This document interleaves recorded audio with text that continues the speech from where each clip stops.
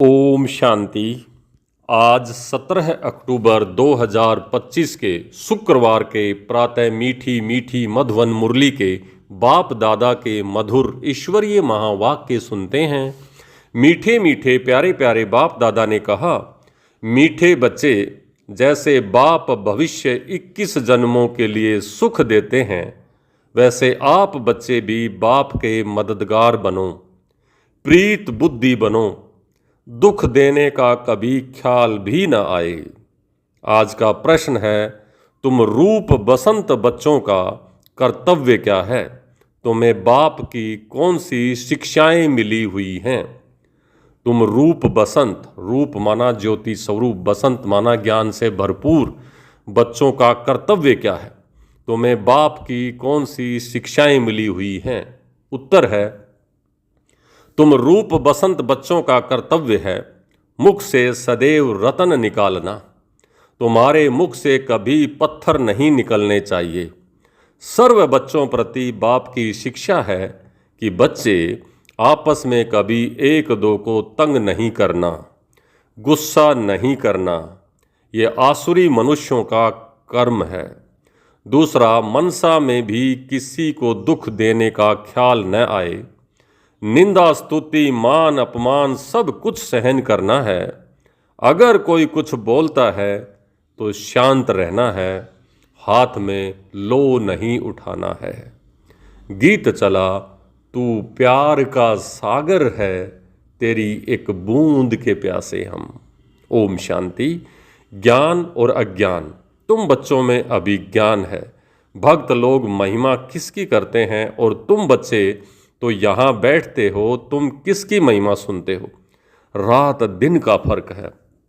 वो तो ऐसे ही सिर्फ महिमा गाते रहते हैं। इतना प्यार नहीं है क्योंकि पहचान नहीं है।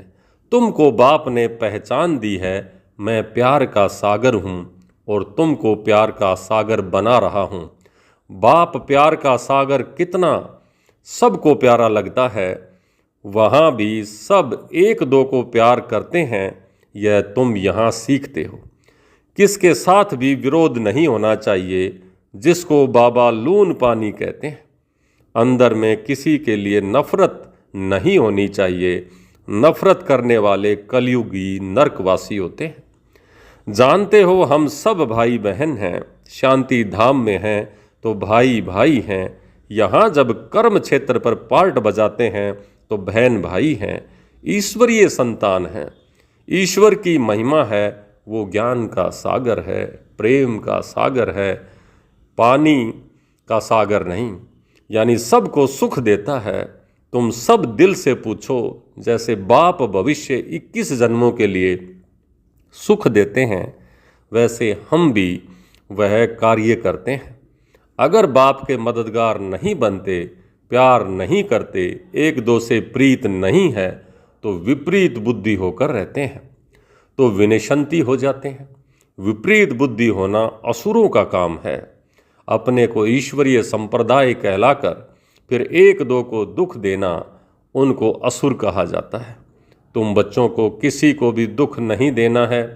तुम हो ही दुख हरता सुख करता बाप के बच्चे, तो दुख देने का ख्याल भी तुमको नहीं आना चाहिए। वह तो है ही आसुरी संप्रदाय, ना कि ईश्वरीय संप्रदाय, क्योंकि देह अभिमान है। वह कभी याद की यात्रा में रह न सकें। याद की यात्रा बिगर कल्याण होना नहीं है। वर्षा देने वाले बाप को तो जरूर याद करना है, तो विक्रम विनाश होंगे। आधा कल्प तो एक दो को दुख देते आए हो, एक दो में लड़ते तंग करते रहते हैं। या आसुरी संप्रदाय में गिने जाते हैं। भल पुरुषार्थी हैं तो भी कब तक दुख देते रहेंगे। इसलिए बाबा कहते हैं, अपना चार्ट रखो। चार्ट रखने से मालूम पड़ेगा हमारा रजिस्टर सुधरता जाता है या नहीं। वही आसुरी चलन तो नहीं है। बाबा सदैव कहते हैं, कभी किसी को दुख न दो। निंदा स्तुति मान अपमान ठंडी गर्मी सब सहन करना है। कोई ने कुछ कहा तो शांत रहना चाहिए। ऐसे नहीं कि उनके लिए दो वचन और कहें। कोई किसी को दुख देते हैं तो उनको बाप समझाएंगे ना। बच्चे बच्चे को कह नहीं सकते अपने हाथ में लो नहीं लेना है, कुछ भी बात है तो बाप के पास आना है। गवर्नमेंट में भी कायदा है, कोई एक दो को गुस्सा नहीं मार सकते, कंप्लेंट कर सकते हैं। लो उठाना गवर्नमेंट का काम है। तुम भी गवर्नमेंट के पास आओ, हाथ में लो नहीं लो, यह तो है ही अपना घर। इसलिए बाबा कहते हैं रोज कचहरी करो। यह भी समझते नहीं हैं कि शिव बाबा ऑर्डर करते हैं। बाबा ने कहा है हमेशा समझो शिव बाबा सुनाते हैं, ऐसे मत समझो ब्रह्मा सुनाते हैं। हमेशा शिव बाबा ही समझो तो उनकी याद रहेगी। यह शिव बाबा ने रथ लिया है तुमको ज्ञान सुनाने के लिए।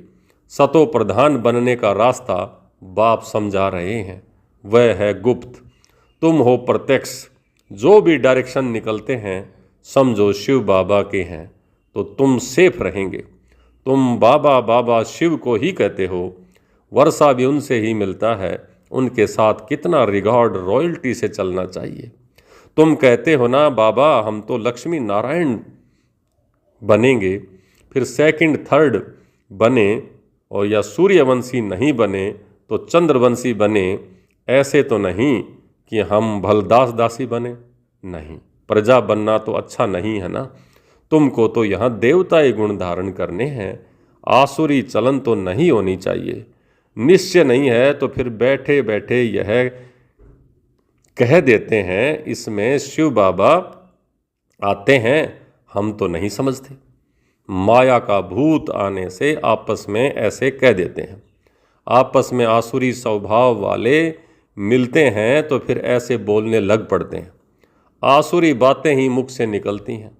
बाप कहते हैं तुम आत्मा रूप बसंत बनते हो, तुम्हारे मुख से रतन ही निकलने चाहिए। अगर पत्थर निकलते हैं तो गोया आसुरी बुद्धि ठहरे। गीत भी बच्चों ने सुना। बच्चे कहते हैं बाबा प्यार का सागर है, सुख का सागर है, शिव बाबा की ही महिमा है। बाप कहते हैं तुम अपने को आत्मा समझ बाप को याद करो। इसमें बहुत अच्छे अच्छे बच्चे फेल हो जाते हैं। देही अभिमानी स्थिति में ठहर नहीं सकते हैं। देही अभिमानी अर्थात आत्म अभिमानी बनेंगे तभी इतना ऊंचा पद पाएंगे। कई बच्चे फालतू बातों में बहुत टाइम वेस्ट करते हैं, ज्ञान की बात ही ध्यान में नहीं आती है। यह भी गायन है, घर की गंगा का मान नहीं रखते, घर की चीज का इतना मान नहीं रखते हैं। जबकि कृष्ण आदि का चित्र घर में भी है, फिर श्रीनाथ द्वारे आदि इतना दूर दूर क्यों जाते हो? शिव के मंदिरों में भी है तो पत्थर का ही शिवलिंग, पहाड़ों से पत्थर निकलते हैं, वह घिस घिस कर लिंग बन जाते हैं। उनमें कोई कोई पत्थर में सोना भी लगा हुआ होता है। कहा जाता है सोने का कैलाश पर्वत, सोना पहाड़ों से निकलता है ना, तो थोड़ा थोड़ा सोना लगे हुए पत्थर भी होते हैं जो फिर बहुत अच्छे अच्छे गोल हो जाते हैं। वह बेचते हैं, मार्बल का भी खास बनाते हैं। अब भक्ति मार्ग वालों का कहो तुम बाहर में इतना भटकते क्यों हो, तो वो बिगड़ जाएंगे। बाप खुद कहते हैं तुम बच्चों ने बहुत पैसे बर्बाद किए, यह भी ड्रामा में पार्ट है जो तुमको धक्का खाना पड़ता है। ये है ही ज्ञान और भक्ति का खेल। अभी तुम बच्चों को सारी समझ मिलती है। ज्ञान है सुख, सुख का रास्ता। ज्ञान से सतयुग की राजाई मिलती है। इस समय राजा रानी तथा प्रजा सब नरक के मालिक हैं। जब कोई मरता है तो कहते हैं स्वर्गवासी हुआ। इन बातों को अभी तुमने समझा है। अभी तुम कहते हो हम स्वर्गवासी बनने के लिए स्वर्ग की स्थापना करने वाले बाप के पास बैठे हैं। ज्ञान की बूंद मिलती है, थोड़ा भी ज्ञान सुना तो स्वर्ग में जरूर आएंगे, बाकी है पुरुषार्थ पर। समझते हैं गंगा जल की एक लोटी भी मुख में डालने से पतित से पावन बन जाते हैं। लोटी भरकर ले जाते हैं, फिर रोज उनसे एक एक बूंद पानी में मिलाकर स्नान करते हैं। वह जैसे गंगा स्नान हो जाएगा। विलायत में भी गंगा जल भरकर ले जाते हैं। यह सब है भक्ति।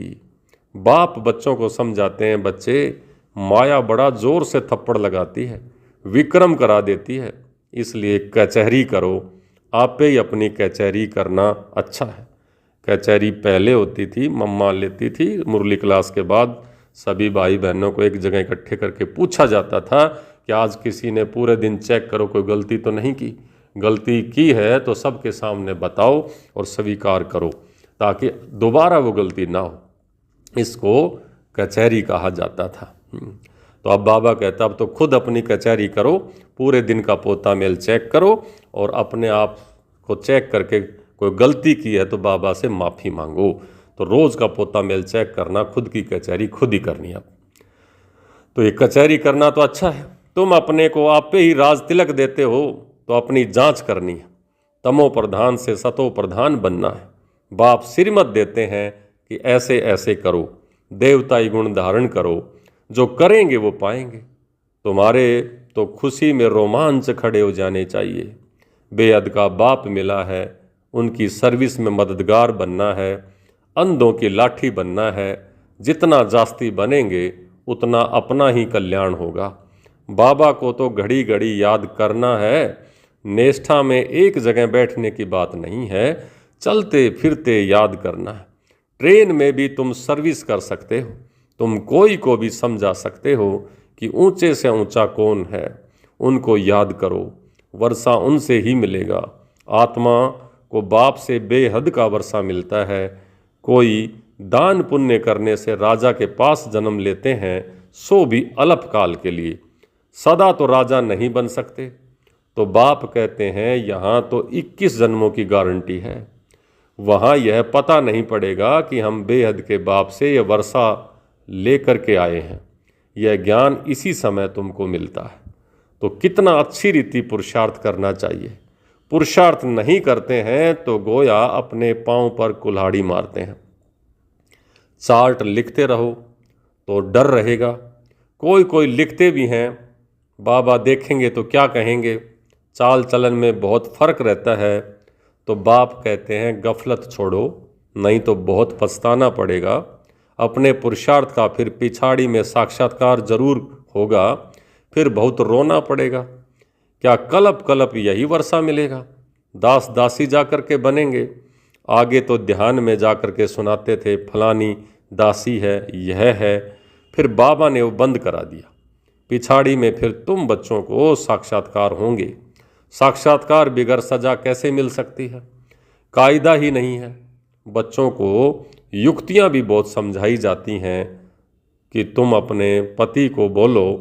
बाबा कहते हैं कि बच्चे, काम महाशत्रु है, इस पर जीत पहनो, माया जीते जगत जीत बनो।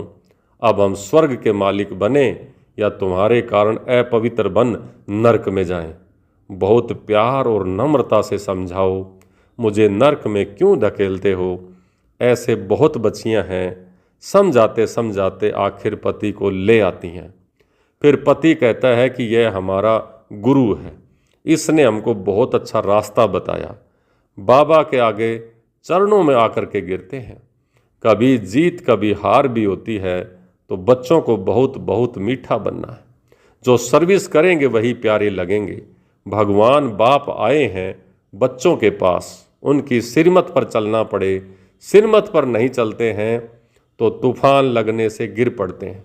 ऐसे भी हैं, वह क्या काम के रहेंगे। यह पढ़ाई कोई कॉमन पढ़ाई नहीं है। और सब सत्संग आदि में तो है कंदरस, जिससे अल्पकाल सुख मिलता है। यह तो बाप द्वारा 21 जन्मों का सुख मिलता है। बाबा सुख शांति का सागर है। हमको भी बाप से वर्षा मिलता है। सेवा करेंगे तब तो मिलेगा। इसलिए बैज सदा लगा रहे। हमको ऐसा सर्वगुण संपन्न बनना है और जांच करनी है कि हम किसी को दुख तो नहीं देते हैं, आसुरी चलन तो नहीं चलते हैं।